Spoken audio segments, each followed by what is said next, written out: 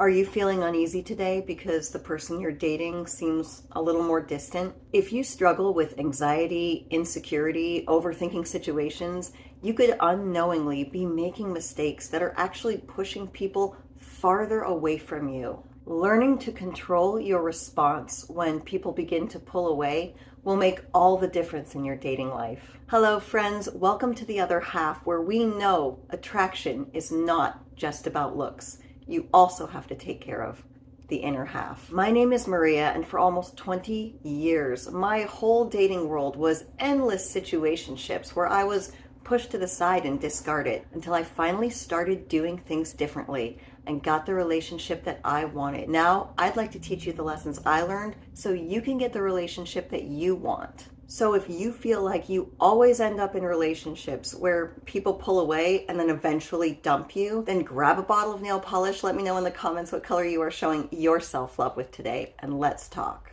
When people begin to pull away from you, it's one of the most anxiety-inducing feelings on the planet. But before I tell you what finally started working for me in these situations, let me tell you about what I used to do that never worked. A guy would begin to pull away, and instead of backing off or giving him the space that maybe he asked for or it seemed like he wanted, I would ratchet up my presence in his life. Over texting, over giving, tagging them on social media, practically begging them to spend the upcoming weekend with me. Basically, beginning to kiss his butt because I was afraid of losing him. Even though you might think that if you're super nice, it'll convince him to stick around, men don't actually think like that, and in the end, it ends up being even more unattractive. And it actually took me a long time to realize that men don't want a nice girl that they feel like they can walk all over.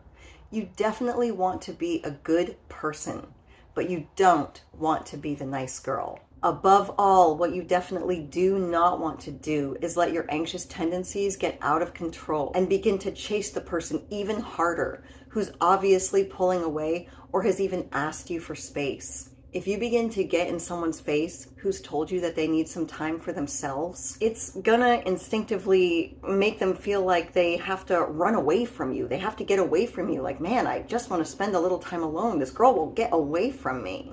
And the crazy part about it is, the reason I've had this happen to me before, the reason they're taking space from you actually might not have anything to do with you. Maybe they've had a loss in their life, like a job or a loved one, and they're the kind of person that just needs to take time for themselves.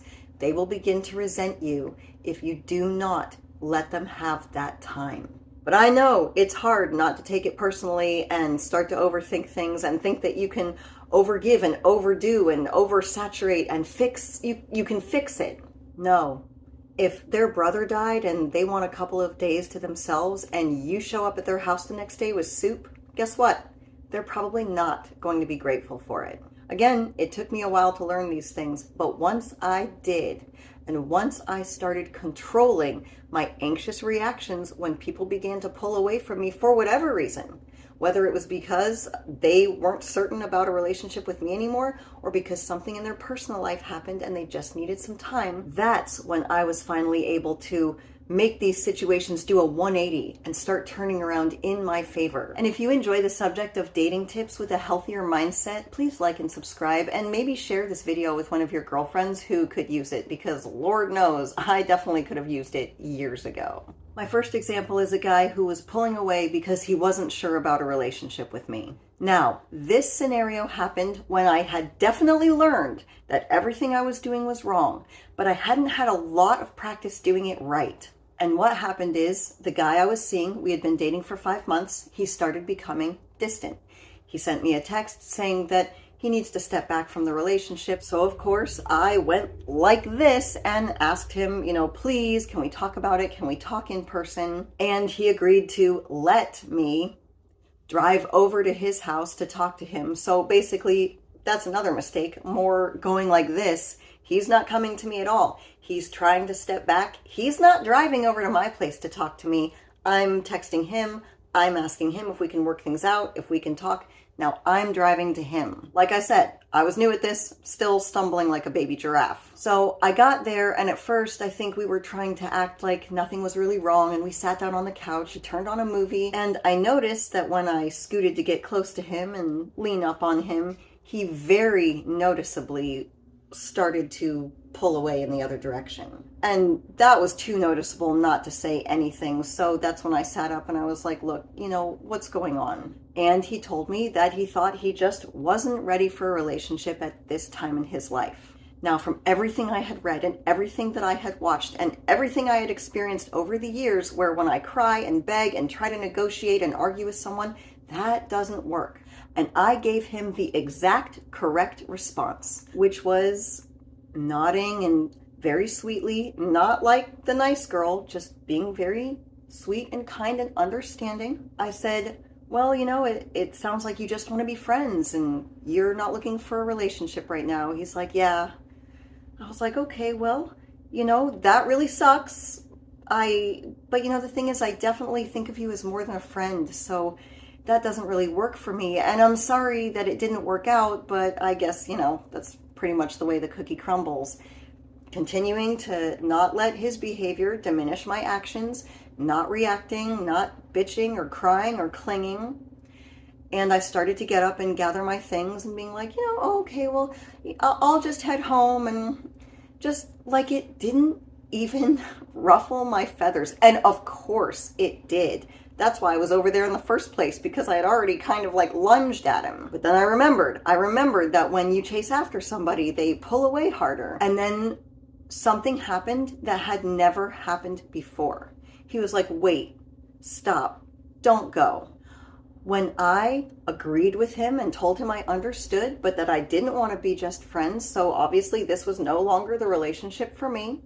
When I got up to collect my things and leave, he's the one that did a total 180. He completely started to freak out. I think he panicked a little bit because it was a response that he wasn't expecting at all. He thought he had me in the palm of his hand and I was about to walk right out his door. And he actually stopped me. He stopped me and we talked, and we had a really good evening that evening, and it seemed like things were right back on track again. Now, here's where I messed up. What I should have done is left his house that evening and then carried on with my own life and not texted or called him once until he contacted me. And that would have solidified in his mind that I wasn't needy, I wasn't clingy, I'm not desperate, I have options, I don't need him. Heck, I was ready to walk out his door. It would have given him a chance to see my power and that I'm not someone who begs and pleads and chases guys, especially guys that were trying to dump me. And maybe it would have put a little fear into him that if he ever tried that again, next time I would walk out his door for real and not come back.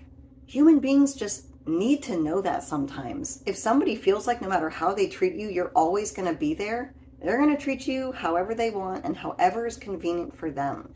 But like I said, I hadn't had a lot of practice at this, so over the next 24 hours after that evening, instead of leaving his house and minding my own business and painting my nails, I overthought the situation and I let my anxiety completely take over and I started doing all the wrong things. The day after we had that nice evening together, I started sending him all kinds of texts with mushy relationship memes. And then the next evening, I asked him if I could come over his house, and I showed up and I made him dinner. And then the night after that, I wanted to have a movie date.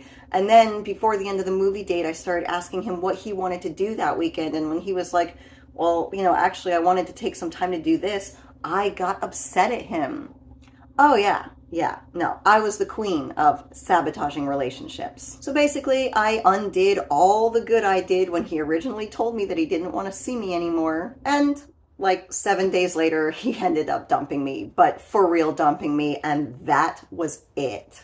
I would like to add a caveat here that, maybe me and that guy were never meant to be together. I mean, you are certainly never meant to be with someone who's okay with losing you. And I'll tell you, I certainly don't wish I had him back now, but what I do regret is how I acted. I regret showing him that I could stand up for myself and that I had self-esteem and that I cared about myself more than sticking around in a situationship and then completely undoing it and basically not showing myself in a very attractive light and giving him the opportunity to dump me. I wish when that guy told me originally he wasn't sure about me, I didn't even go over his house, but even if I still had gone over his house, I wish I had walked out that door and not looked back.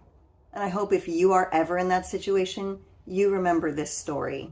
Now, as I got stronger, there was a guy that I dated who pulled away, and it wasn't because he was uncertain about me, but I didn't know that because we'd only been dating for about a month, and out of nowhere, he usually said hi to me at least once a day, over text at least, and out of nowhere, he didn't talk to me for 2 or 3 days, and I was freaking out. You know how your mind can really overblow situations. I mean, according to me, it was totally over. But I remembered that every time I ever went like this, it never worked out in my favor. So it took every ounce of strength that I had. But because I had already started practicing doing things the right way, I was much stronger in this situation. And I just totally. He wasn't texting me. He wasn't calling me. So guess what? I was matching and mirroring. I wasn't contacting him either. I showed him that in the beginning of our dating relationship that I wasn't going to be the girl that runs after guys who pull away from me. And it worked out in my favor because 3 days later, he did text me and he was apologizing like crazy. Apparently something very stressful had happened at his job and he didn't feel like talking to anybody. And you know what?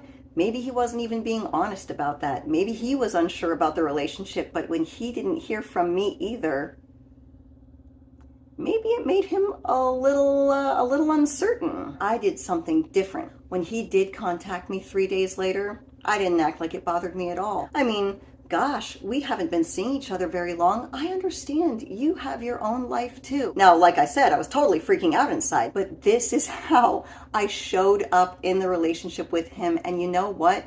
He started talking to me about his problems at work, and then we started joking around. And the next time we got together, we had a great time and we never missed a beat. Now, we broke up after 8 months. I broke up with him because I realized it just wasn't a love connection for me. And while breakups are never fun, I will tell you the one thing that felt good about it is that was the first time I'd ever given myself the chance to step back, observe the relationship, and be like, you know what?